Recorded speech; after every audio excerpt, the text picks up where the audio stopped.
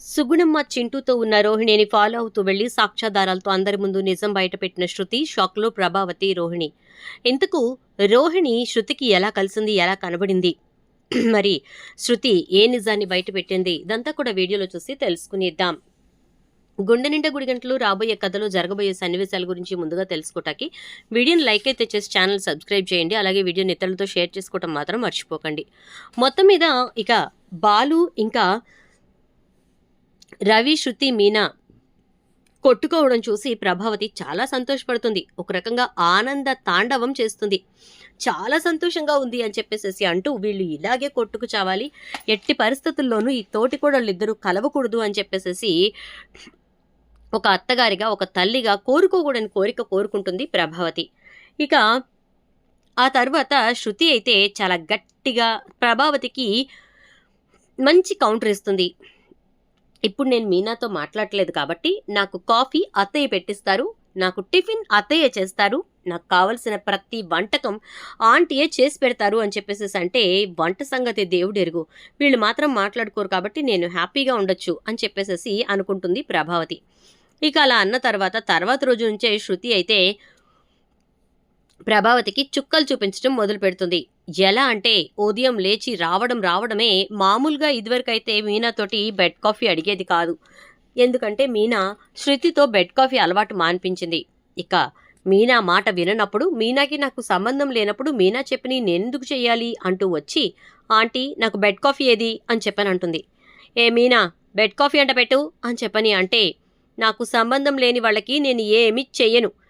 ఇప్పటి వరకు ఈ ఇంట్లో మనోజ్కి మాత్రమే ఏమీ చేసేదాన్ని కాదు, ఇంకా ఇప్పటి నుంచి శృతికి, రవికి కూడా ఏమీ చేయను అని చెప్పని అంటుంది. ఏంటే నేను చెప్తుంటే నీకు లెక్కలేదా అని అంటే మీ కోడలు అడిగింది మిమ్మల్ని, నన్ను కాదు అని చెప్పేసేసి అనగానే అవునాంటీ నేను మిమ్మల్ని అడిగితే మీరు మీనాకు చెప్తారేంటి, మీరే పెట్టి ఇవ్వండి అని అంటే అది కాదమ్మా నీకు మీనా పెడితే నచ్చుతుంది కదా అందుకోసం అని చెప్పని అంటుంది.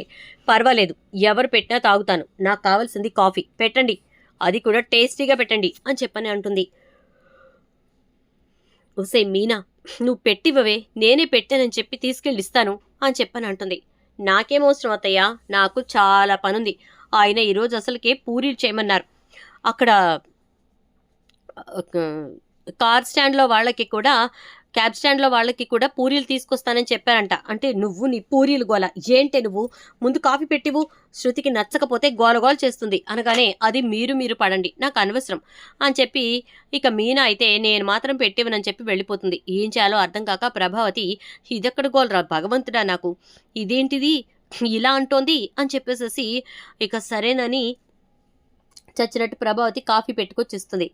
ఆ కాఫీ జస్ట్ ఇలా సిప్ చేస్తుందో లేదో శృతికి దిమ్మ తిరిగినట్టయిపోయి ఒక్కసారిగా కాఫీని విసిరేసి వామ్మో వామ్మో ఏంటంటీ నన్ను చంపడానికి ఏమైనా ప్లాన్ చేస్తారా ఏంటి అంటుంది. ఏం మాట్లాడుతున్నావమ్మా అని అంటే మరి లేకపోతే ఏంటిది, ఇది కాఫీయా, అసలు ఎవరైనా దీన్ని కాఫీ అంటారా అని చెప్పని అనగానే అదేంటమ్మా అలా అంటావు, కాఫీయే ఇది అని చెప్పని అంటుంది. కాఫీయే ఇది అని మీరంటే సరిపోయిందా ఏంటి, అసలు అది కాఫీలోనే లేదు, నాకొద్దు అని చెప్పేసి ఏ అబ్బాయి వంట బాయ్ అని అంటుంది. ఏంటి శృతి అని చెప్పని అంటే నాకు కాఫీ ఎదురా అని చెప్పని అనగానే ఏ మొగుడిని పట్టుకొని రాగి అంటావేంటి అని చెప్పి ప్రభావతి అనగానే ఏదో ఒకటి అనుకుంటాను, నా మొగుడు నా ఇష్టం, మీరేంటంటే మధ్యలో అని చెప్పేసి నాకు ఈ కాఫీ నచ్చలేదు, నాకు కాఫీ కావాలి అని చెప్పని గొడవ చేస్తూ ఉంటుంది. అబ్బా శృతి తీసుకొస్తానుండు అని గబగబా వెళ్ళి రవి కాఫీ పెట్టి తీసుకొస్తాడు. ఇది కాఫీ అంటే ఇలా ఉండాలి అని చెప్పేసి ఇక శృతి కూర్చుని కాఫీ తాగిన తర్వాత ఆంటీ టిఫిన్ ఏం చేస్తున్నారు అని అంటుంది. ఏం టిఫిన్ చేయమంటావమ్మా అని అంటే నాకైతే ఈ పూట ఇప్పటికిప్పుడు దోశలు తినాలని, సో దోశల్లోకి మంచి అల్లం చట్నీ చేయండి, దాంతోపాటు ఉప్మా దోశ కూడా ఒకటి వెయ్యాలి, ఓకేనా అని చెప్పంటే ఏంటమ్మా హోటల్లో మెనూ ఆర్డర్ ఇచ్చినట్టు ఆర్డర్ ఇస్తున్నావు అనగానే ఏ డైలీ మీనాకి చెప్తే మీనా చేసి పెట్టట్లేదా, అలాగే మీరు నాకేది కావాలంటే అది చేసి పెట్టాల్సిందే అని అంటూ ఇక నేను ఫ్రెష్ చేస్తానని వెళ్ళిపోతుంది. ఇదెక్కడ గోల్రా భగవంతుడా అనుకుంటూ ఉంటే ఇక కిందకు వచ్చేసరికి ప్రభావతి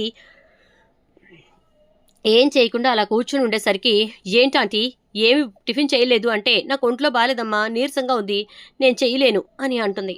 సరే అయితే బయటే తినాలన్నమాట అనుకుంటూ ఉంటే ఏం అవసరం లేదు, ఇక్కడ చేసి పెట్టాను, తినేవాళ్ళు తినొచ్చు అని చెప్పేసేసి అంటే, పిలిచారని కాదు, చేసినవి వేస్ట్ అవ్వకూడదని తింటాను అంటూ శృతి వెళ్ళి ఆ దోశలు తినేసి ఇక బయలుదేరుతుంది.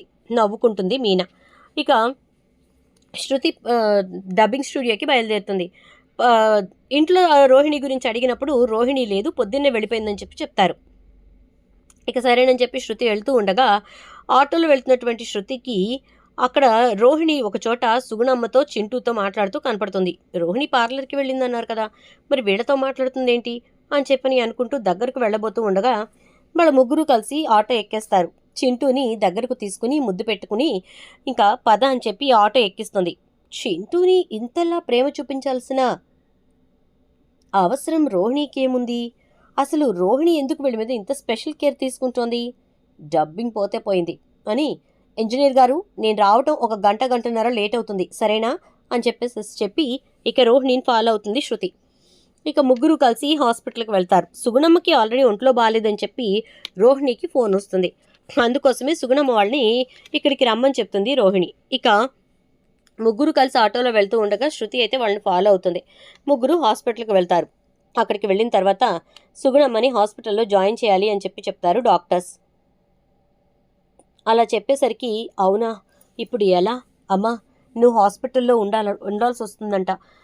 చింటూని ఎలా అయినా ఇప్పుడు ఇంటికి తీసుకెళ్లాలంటే బాలు వాళ్ళు రావాల్సిందే, ఎందుకంటే నేను తీసుకెళ్ళాను అనుకో వేరేలా ఉంటుంది అని అంటే, సరేనమ్మా నేను బాలుకి ఫోన్ చేస్తానులే అని అంటుంది. సరే జాగ్రత్త, బిల్ మొత్తం పే చేసేసాను, నువ్వైతే ఏం టెన్షన్ పడకు. అరే నాన్న నువ్వు జాగ్రత్తగా ఉండు, బాలు వచ్చి నిన్ను ఇంటికి తీసుకొస్తాడు, నువ్వు అక్కడ మాత్రం ఎట్టి పరిస్థితుల్లో నన్ను అమ్మ అని పిలిచే ప్రయత్నం చేయకు, అమ్మ అని పిలవకు సరేనా అని అంటుంది. అలాగేనమ్మా పిలవను అంటాడు ఇక బబ్లు అయితే, చింటూగాడైతే. అనేసరికి ఇక వెంటనే శృతి అదంతా విని ఒక్కసారిగా షాక్ అవుతుంది. అంటే రోహిణి కొడుకు చింటూ అనమాట. కానీ ఏం తెలియనట్టుగా, ఎవరో తనకు తెలియనట్టుగా నాటకం ఆడుతోందనమాట అని తన ఫోన్లో ఆల్రెడీ రికార్డింగ్ ఆన్ చేసి ఉన్నటువంటి వీడియో మొత్తాన్ని కూడా చూస్తుంది. చూసేసరికి ఇంకేముంది, చక్కగా రికార్డ్ అయి ఉంటుంది.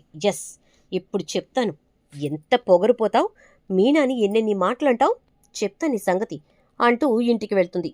దేంటమ్మా డబ్బింగ్కి వెళ్తున్నానన్నావు, అప్పుడే వచ్చేసావు అని చెప్పని అంటే, డబ్బింగ్ కంటే చాలా ఇంట్రెస్టింగ్ మ్యాటర్ దొరికింది ఆంటీ, అందుకోసమే వచ్చేసాను అని అంటుంది. ఇంట్రెస్టింగ్ మ్యాటరా, ఏంటది అంటే, రండి రండి ఇంట్లో ఉన్న వాళ్ళందరూ రండి అని అరుస్తూ ఉంటుంది.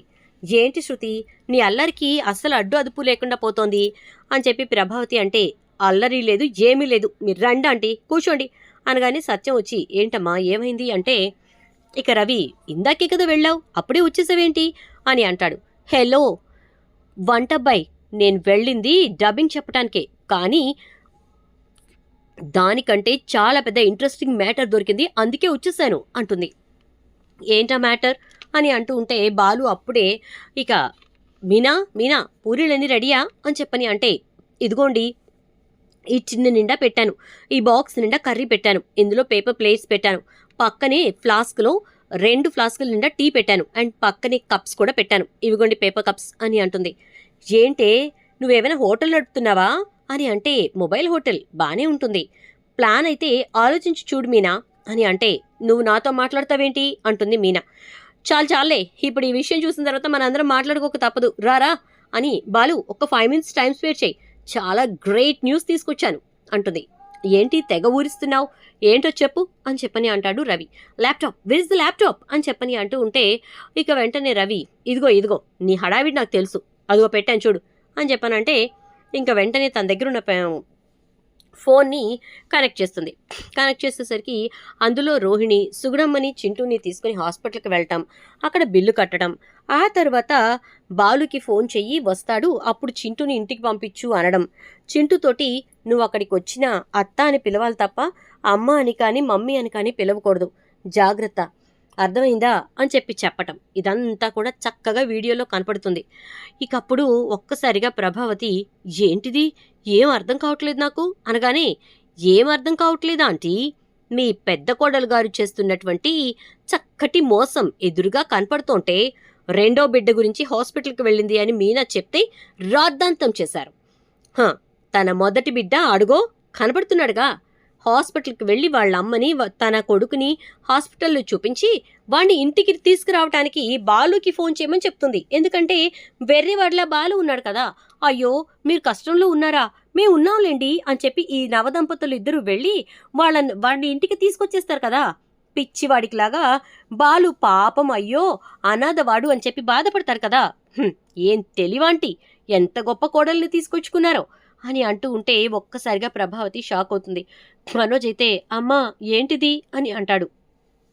నాకే అర్థం కాక నేను బాధపడుతుంటే నువ్వేంట్రా నాకు, అసలు ఏంటమ్మా ఇదంతా అని అంటే, ఏంటా చెప్తున్నాను కదా రోహిణి గారి నిర్వాకం అని చెప్పని అంటూ ఉంటే అప్పుడే రోహిణి వస్తుంది. వచ్చేసరికి ప్రభావతి ఏంటి రోహిణి ఇదంతా అని చెప్పని అనేసరికి, ఆంటీ నాకు వీళ్ళు రోడ్డు మీద కనిపించారు, సరే తెలిసిన వాళ్ళు కదా అని పలకరిస్తే వాళ్ళేమో హాస్పిటల్కి వెళ్తున్నాం అన్నారు. అందుకే ఆటోలో తీసుకెళ్ళి హాస్పిటల్లో జాయిన్ చేశాను. ఇప్పుడు వాడిని ఇంటికి తీసుకురావాలన్నా, వాళ్ళని ఇంట్లోకి అదే అక్కడి నుంచి వెళ్ళి చూడాలన్నా ఏదైనా బాలు వాళ్ళే ఎక్కువ పట్టించుకుంటారు కాబట్టి బాలుకి ఫోన్ చేయమన్నాను అంతే అని అనగానే, మరి నన్ను అక్కడ అమ్మ అని పిలవకు, మమ్మీ అని పిలవకు, అత్త అనే పిలువని ఎందుకు చెప్పావు అనగానే ఒక్కసారిగా షాక్ అవుతుంది. నేను అలా ఏం చెప్పలేదు ఆంటీ అని అంటుంది. చెప్పలేదా అని అప్పుడు ఆడియో ఆన్ చేస్తుంది శృతి. ఒక్కసారిగా షాక్ అయిపోతుంది ఈ రోహిణి.